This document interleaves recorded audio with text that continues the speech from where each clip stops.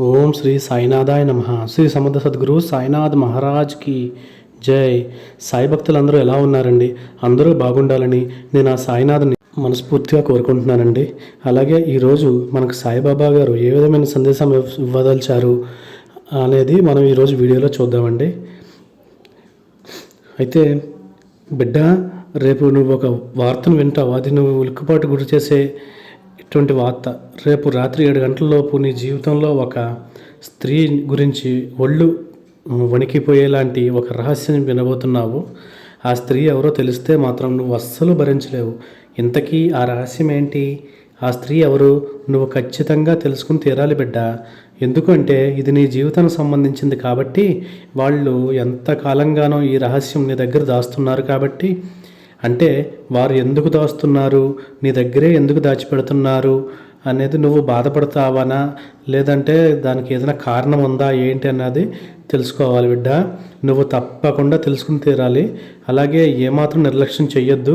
సాయి మాటను లక్ష్య పెట్టి ప్రతి ఒక్క మాట కూడా వినే ప్రయత్నం చెయ్యి.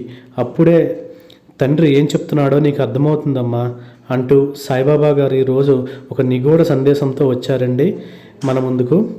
అయితే బాబా గారు విని తీరాలి కంపల్సరీ అనే మాట ఏంటి అన్నది చూద్దామండి ఒకసారి. మనం గనక ఆ టైంలో నిర్లక్ష్యంతో లేకుండా యామర్పాటుతో ఎరుకతో ఉంటే బాబాగారి సందేశాలను అందుకోగలము. అంటే అందుకని సాయి యొక్క అడుగుజాడలో నడుచుకుని బాబాగారి కృపకు పాత్రలు కావాలని కోరుకుంటున్నాను. అలాగే బాబాగారు ఒక గొడుగు లాంటి వారు. మనల్ని ఎప్పుడూ కూడా కాచి కాపాడుతూ ఉంటారు. ఎన్నెన్నో అవాంతరాలు, ఎన్నెన్నో అవరోధాలు వీళ్ళటి నుండి మనకి గొడుగులా కాపాడుతూ ఉంటారు. అంటే అంతటితో ఆ కష్టాలు, నష్టాలు, ఇవన్నీ మన బాధలు, దరిద్ర పీడలు, ఇవన్నీ మనకు సంబంధించి వీటన్నింటి నుంచి దూరంగా ఉంచడానికి మనల్ని ఎప్పుడూ గొడుగు వలె కాపాడుతూ ఉంటారన్నది మనం అర్థం చేసుకోవాలి. మనం చేసినటువంటి పాపకర్మలు కూడా ఈ యొక్క కారణం అవుతాయి.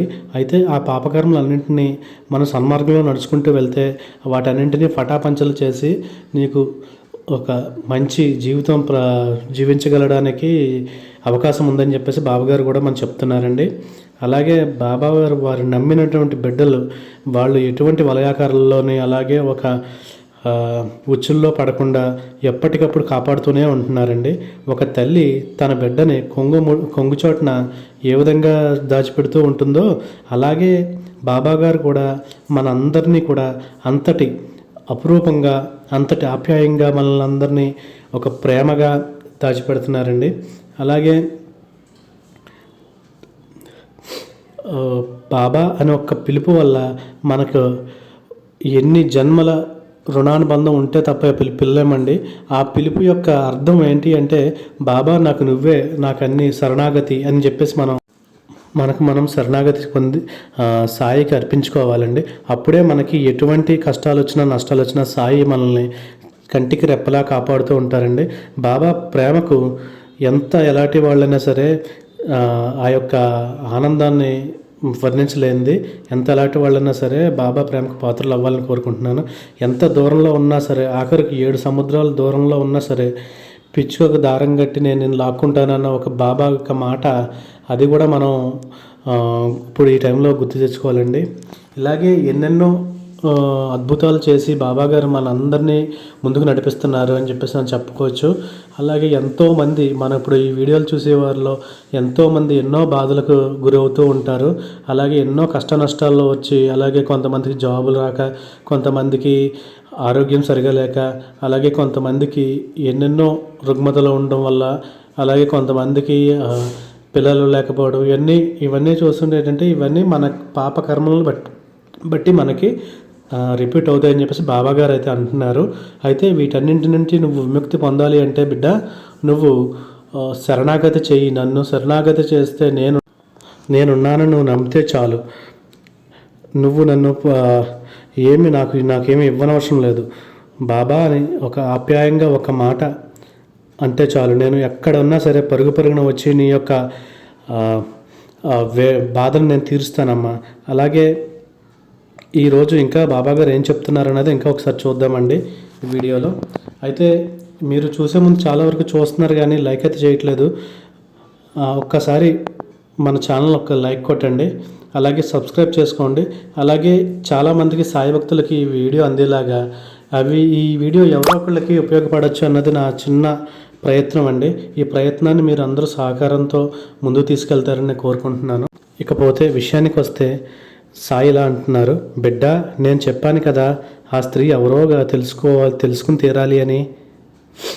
ఆ స్త్రీ మీ దగ్గర ఏం దాచిపెడుతుందో కూడా నీ ప్రయత్నం లేకుండానే రేపు రాత్రి 7 గంటలలోపు అది బయటకు పడుతుంది.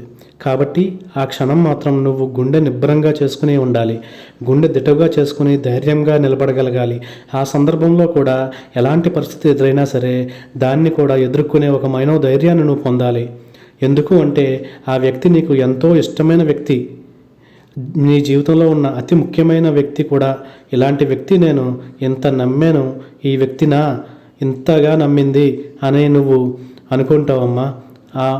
నీ యొక్క మనక్షోభ వల్ల అది నీకు చాలా బాధ కలుగుతుంది. కానీ నువ్వు మాత్రం ఎలాంటి కల్మషం లేకుండా, ఏది తన దగ్గర దాచకుండా, చాలా నీతి నిజాయితీగా నీ జీవితంలో ఒక చిన్న సంఘటన జరిగినా కూడా ప్రతి ఒక్క విషయం కూడా పోసగుచ్చినట్లు తనతో ఎప్పుడూ చెప్పేస్తూ ఉంటావు. ఎప్పటికప్పుడు ఈరోజు ఇలా జరిగింది, వీళ్ళు ఎలా అన్నారు, వాళ్ళు అలా అన్నారు, అక్కడ ఎలా జరిగింది, ఇలా ప్రతి ఇది కూడా ఆ వ్యక్తికి చెప్తూనే ఉన్నావు తల్లి. ఒక్కసారి ఆ వ్యక్తి మీ నుంచి ఇలా దాచిపెట్టారు అంటే మీరు తీసుకునేటువంటి బాధని, అలాగే ఒక గొప్ప శోకాన్ని మిగులుస్తారండి. అలాగే ఎందుకు అంటే కుటుంబం అంటే నీకు ప్రాణం కాబట్టి కుటుంబం కోసం నువ్వు ఎంతైనా చేస్తావు, ఎంత త్యాగం చేసినా చేస్తావు. రేయింబవళ్ళు కూడా నా కుటుంబం నా వాళ్ళు అని సంతోషంతో చాలా కష్టపడుతూ ఉంటావు. ఒకసారి వారి కోసం ఆలోచనలో పడి వారి కోసం కష్టాలు పడాలి, సంపాదించాలి, వారికి భవిష్యత్తు ఎలా ఏం చేయాలి అన్న ఒక్క కారణంతో నీ గురించి కూడా నువ్వు పూర్తిగా ఆలోచించడం మర్చిపోతావు. నిద్ర ఉండదు, ఏమీ గుర్తుండవు, పనిలో పడి మునిగిపోతూ ఉంటావు. ఒక్కొక్కసారి నీ ఆరోగ్యం కూడా నిర్లక్ష్యం చేస్తున్నావు. నీ ఆకలి విషయంలో కూడా నువ్వు పట్టించుకునేది అస్సలు లేదు. సొంత విషయాలు కూడా నువ్వు పట్టించుకో. నాకు ఇది కావాలి, అది కావాలి, నేను అలా ఉండాలి, నన్ను ఎవరు ఏం చేస్తున్నారు అన్న ఒక ధ్యాసలో ఉండు తల్లి. నీకు ఎంతసేపు నీ కుటుంబం నీ వాళ్ళు అని చెప్పి అనుకోకుండా నీ సంతోషాన్ని కూడా చూసుకో తల్లి. అలాగే నీకు ₹1,00,00,000 గెలిచినంత ఆనందం నువ్వు అనుభవిస్తావు. అది ఎలా అంటే నీ గురించి నువ్వు ఆలోచించుకోవడం మొదలు పెడితే నీ యొక్క భారం అంతా నాపై వేసి నువ్వు ధ్యానం చేసుకో తల్లి. అలాగే నీకు కుదిరితే నా యొక్క గుడికి వచ్చి అక్కడ ప్రశాంతంగా కొద్దిసేపు గడుపు తల్లి. అప్పుడు అని నీకు మనశ్శాంతి దొరకదు తల్లి. అయితే రేపు ఏం జరగబోతుందో అన్నది దాని గురించి నువ్వు చింతించవద్దు. అంతా నీకు బాబా అనేది నేను చూసుకుంటాను అని చెప్పేసి మనకు చెప్తున్నారండి. అలాగే అన్నీ కూడా చక్కబడతా. స్త్రీ ఎవరు అంటే నీ ఇంట్లో ఉన్న వాళ్ళు కావచ్చు, లేదంటే నీ రక్త సంబంధికులు కావచ్చు, నీ కుటుంబంలో ఉన్నవాళ్ళు అయినా ఎవరైనా కావచ్చు, నీ స్నేహితుల్లో కావచ్చు, అలాగే నీ బంధువుల్లో అయినా కావచ్చు. అలాగే ఎక్కడైనా సరే వారు నీకు బాగా దగ్గరగా ఉండి నీ యొక్క మనసుకు నచ్చిన వారు అవ్వచ్చు. ఎవరైనా సరే వాళ్ళు ఎందుకు అలా నీ దగ్గర ఈ రహస్యం దాస్తున్నారు అని అనగానే నీ యొక్క గుండె జల్లు అన్నదని చెప్పేసి నేను అనుకుంటున్నాను. అలాగే ఈ రహస్యాన్ని ఎందుకు దాచాల్సి వచ్చింది నీ దగ్గర, అలాగే గుండె ఎందుకు దాచాల్సి వస్తుంది చెప్తే నేను అనుకుంటానని చెప్పేసి నువ్వు అనుకుంటావు. కుదిరితే ఒక సలహా ఇస్తాను, లేదా దాన్ని తీర్చే ప్రయత్నం నేను చేస్తాను తల్లి. నేను నా వంతు ప్రయత్నం చేస్తాను, ఎందుకంటే నువ్వు నాకు ఎంతో ఇష్టమైన వ్యక్తివి తల్లి. అలాగే నీ యొక్క బాధ నాకు ప్రతిరోజు చెప్పి బాధపడుతూ ఉంటావు. అయితే ఆ స్త్రీ అనేది నీకు బాగా దగ్గర వాళ్ళు కావచ్చు. ఒకవేళ ఆమె ఏదైనా దీర్ఘకాలిక అనారోగ్యంతో బాధపడుతూ అది నీ వరకు తీసుకొస్తూ నువ్వు ఎంత బాధపడతావు అని చెప్పేసి అలాగనే అనుకోవచ్చు. ఇప్పటికే నీకు సమస్యలు ఉన్నాయని చెప్పేసి మిగిలిన ఇవి కూడా నీ నెత్తి మీద పెట్టడం ఎందుకని చెప్పేసి ఇలా ఆలోచించవచ్చు. ఇలా హెల్త్ బాగాలేదని, ఆరోగ్యం బాగాలేదని, ఎక్కడ నువ్వు పాడైపోతావు, ఎక్కడ నువ్వు బాధపడతావు అని చెప్పేసి చెప్పకుండా ఉండొచ్చు. అలాగే నీ యొక్క మానసిక ప్రశాంతం దూరంగా కోల్పోతావని చెప్పేసి చెప్పకుండా ఉండవచ్చు. నా వల్ల అలా అవడం తనకు ఇష్టం లేదు అని, అందుకనే ఆ వ్యక్తి నీకు ఆ ఆరోగ్యం బాగాలేదన్న ఒక రహస్యాన్ని చెప్పి తను బాధ పెట్టలేదన్న ఒక ఉద్దేశంతో మందులు వేసుకుంటే నయమైపోద్ది కదా అన్న ఒక ఉద్దేశంతో నీకు చెప్పకుండా ఉండవచ్చు అమ్మ. అంతేకాకుండా ఎవరో నీకు బాగా కావాల్సిన వ్యక్తి ఉద్యోగంలో చేరి ఉండవచ్చు. అతను ఇంటర్వ్యూకి వెళ్ళి ఇంటర్వ్యూ పాస్ అయ్యి ఉద్యోగం తెచ్చుకుని ఆ ఉద్యోగం వెళ్ళి వచ్చాక నీ దగ్గరికి వచ్చి చెప్దామని అనుకునే లోపు మూడో వ్యక్తి వచ్చి ఆ వ్యక్తికి ఉద్యోగం వచ్చింది, పలానా డేట్న వెళ్ళాలి, నీకు తెలుసా అని చెప్పేసి మూడో వ్యక్తి ద్వారా తెలియవచ్చు. లేదా వీరికి ఉద్యోగం కోసం ఇంటర్వ్యూది సెలెక్ట్ అయినట్లు వాళ్ళు పంపించిన లెటర్లో మీరు వినొచ్చు.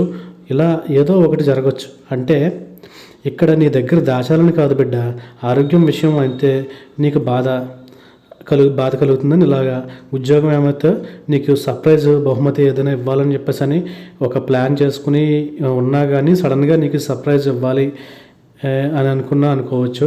దాని అంటతో అది బయటపడిపోతుంది. అయితే అలాంటప్పుడు ఇది ముందుగా నాకు చెప్పి ఉండొచ్చు కదా, ఇలా ఎందుకు చేస్తున్నావు, నేను కాదంటానా వద్దంటానా, ఉద్యోగం అయినా వద్దంటానా, నేను కూడా సంతోషిస్తాను కదా అన్న ఆలోచనలు నీకు వస్తాయి. ఆ క్షణంలో నా దగ్గర దాచిపెట్టాల్సిన అవసరం ఏముంది, చెప్తే పోయేది కదా అని నువ్వు అనుకుంటావు. అయితే ఆ ఎదుటి మనిషి సర్ప్రైజ్ ఇవ్వాలి అన్న ఒక ఉద్దేశంతో నీకు ఒక సంతోషాన్ని కలిగించాలి, ఆ సంతోషం ఏమైందో నీ కళ్ళల్లో చూడాలి అన్న ఒక ఉద్దేశంతో మాత్రమే ఆ పని చేసి ఉండొచ్చమ్మా. అయితే అది తప్పన్నా కావచ్చు, అది ఒప్పన్నా కావచ్చు, ఏదేమైనా సరే ఒక సంఘటన అయితే జరగచ్చు తల్లి. అయితే ఇది ఆ స్త్రీ మీ అమ్మన్నా కావచ్చు, లేదంటే ఒక చెల్లె కావచ్చు, భార్య కావచ్చు, బిడ్డ కావచ్చు, స్నేహితురాలు కావచ్చు, ఆప్త బంధువు కావచ్చు, నీకు ఎంతో ఇష్టమైన నీ బంధువుల్లో ఒకరు కావచ్చు, నీకు మనసుకు నచ్చినటువంటి మనసుకు దగ్గరగా ఉన్న ఒక స్త్రీ కావచ్చు. అయితే ఈ విషయం ఇలా జరిగే అవకాశం ఉంది. దీని అంతటా అదే కూడా బయటపడే అవకాశం ఉంది. ఆ క్షణం ఏది జరిగినా సరే అన్నీ కూడా అర్థం చేసుకుని నువ్వు మసులుకోవడమే అక్కడ నీ యొక్క గొప్పతనం బయటపడుతుంది తల్లి. వారు నిన్ను బాధ పెట్టాలని ఏమాత్రం కూడా ఇక్కడ చేయడం లేదని అర్థం చేసుకో బిడ్డ అంటూ బాబాగారు మనకి ఒక గొప్ప సందేశాన్ని అయితే ఇచ్చారు. ఇది మన అందరికీ మన జీవితంలో గుర్తుపెట్టుకుని మనం ముందుకు సాగాలని కోరుకుంటున్నాను.